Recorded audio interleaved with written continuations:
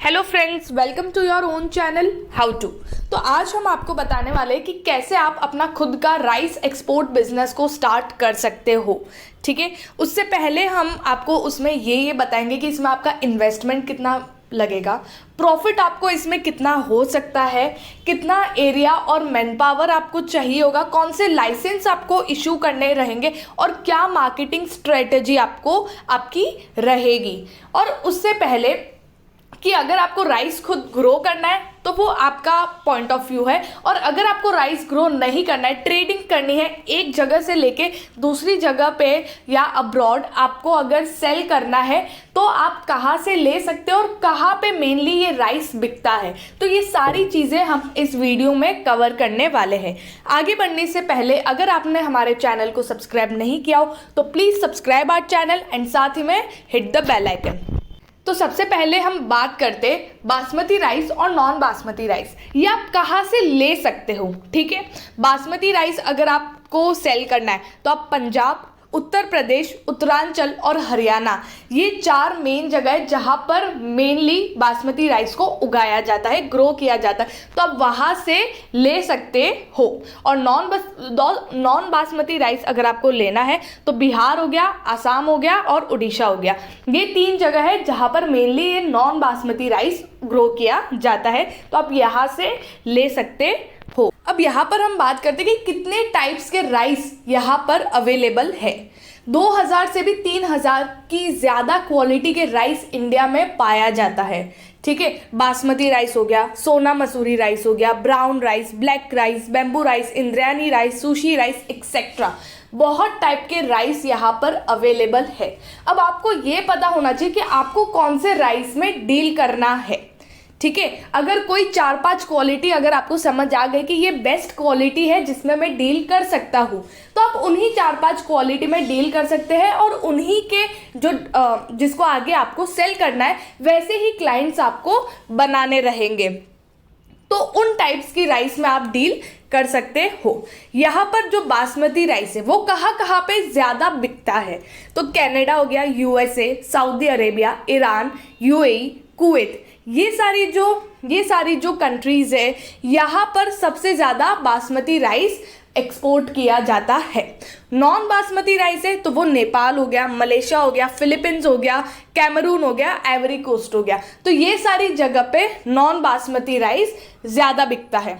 ठीक है, अब जैसे सुशी राइस हो गया तो वो फिश के साथ ज़्यादा खाया जाता है, तो कौन सी कंट्रीज़ है जो ज़्यादा कंज्यूम करती फिश, ठीक है, तो उसके साथ सुशी राइस जाएगा। तो ये सारी चीज़ें पहले आपको रिसर्च करना पड़ेगा, उसके बाद आप इस बिजनेस को स्टार्ट कर सकते हो।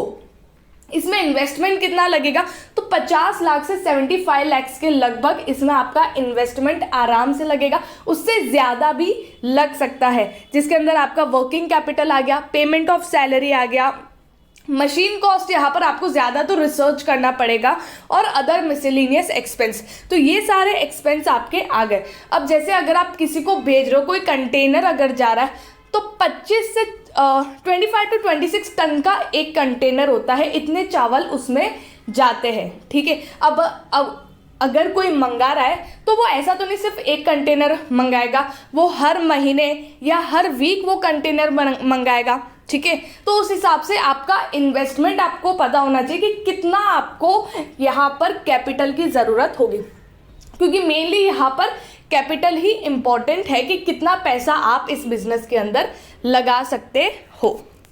टारगेटेड कस्टमर, अब आपको इसमें कस्टमर कहाँ से मिलेंगे, क्योंकि यहाँ पर आपको इंडिया में डील करना है, ठीक है, बट अगर अब्रॉड अगर आपको डील करना है तो बड़े बड़े जो एक्सपो लगते हैं, जो इम्पोर्ट एक्सपोर्ट वाले जो एग्जीबिशन लगते हैं, वहाँ पर आपको जाना रहेगा। जैसे कि जर्मनी है, वहाँ पर अनुगा फूड टेक करके है, देन वेस्ट अफ्रीका है, वहाँ पर फूड एंड बेवरेज करके है, और अपने इंडिया में इंडस फूड करके जो दिल्ली में लगता है। ठीक है, तो ये सारी जगह आपको बड़े क्लाइंट्स यहाँ पर आपको मिल सकते हैं।